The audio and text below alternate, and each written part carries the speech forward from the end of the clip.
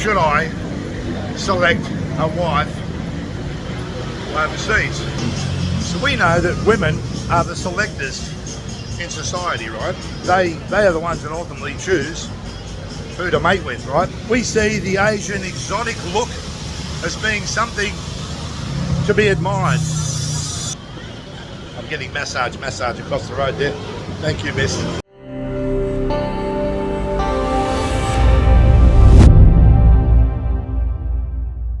So as I'm cruising around the streets here, I'm reminded of a conversation that often occurs back home, and that is the conversation of, should I marry a woman overseas, right? Now, I'm no expert on this topic, but let me give you some of my own observations, right? A friend of mine, he's in the States, his father has been through 2 Russian brides, and first one unfortunately died. The second one's still with him, and he's a very, very happy old man. So I'm not discriminating between the Western style looking woman and the Asian style looking woman. There are choices available to men and women in a global marketplace. So what then comes of the answer to the question, should I select a wife overseas? Well, I think there's a common thought that they're all poor, and as a consequence they're desperate and they'll run to any foreigner who's prepared to take them out of the poverty. Now, I guess that's true with anything, right? That is actually true with anything. And some of them are put up to it too by family, by friends. You don't need to put up with this, you can go and marry a foreigner and you can live a life of a princess, right? So that being the case, it can be a real tragedy if a woman, or let's just say, and a man, right, are forced into a situation where they have to marry someone because of their current poverty situation, right? So, or the poverty of their family, right? And they're trying to do the right thing by their family standards. Now, so let's rule that out for the moment. And we can rule it out because in a country, say Thailand, there's 70 odd million people here. Not everybody's living in poverty. And there's a lot of men and women out there that are very, very successful, and they would make extremely good partners from the point of view of their financial disposition, their education, etc. Right? So let's think about that as well. The other thing I think is worthy to consider is that most people have choices, right? And I've already excluded the ones that are really in the poverty space and have to do this out of desperation. I have to get married out of desperation, right? That's a different kettle of fish. But most people have choices, and they will choose a partner that ensures their well-being and the well-being of their offspring, right? Now, if you read some good books out there on biology and sociology and stuff like that, right, you get the whole, themselves and their offspring thing, right? So we know that women are the selectors in society, right? They are the ones that ultimately choose who to mate with, right? So they're out there looking for the highest value male. Okay. Men are looking for the most fertile female, right? As typically highlighted by the shape of a woman's body, right? And of course her age. So those two things are working toward making this a very, very successful outcome between the two parties, right? We can see that often is the case that what they don't have, they find is beautiful. So darker skinned people think lighter skin is beautiful.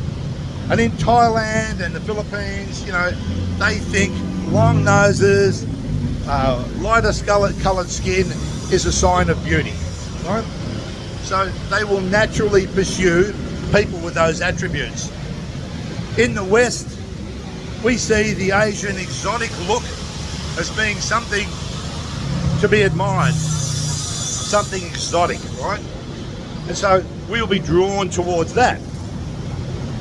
So we've got a lot of these forces working toward joining these two, joining these two together from a biological point of view.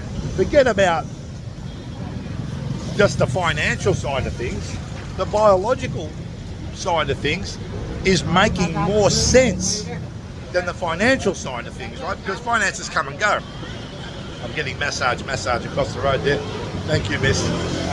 What we're getting down to is, do they make better mates or not? Should you go overseas and find a foreigner to marry, to make your life partner, right?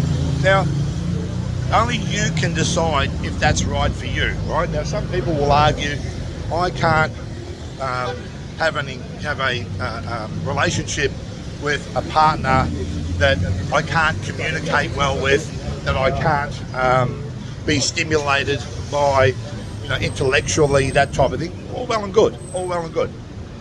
I would argue those things are learned behaviours. And, if someone can't communicate with you, it doesn't take long before they can learn your language and you can learn their language.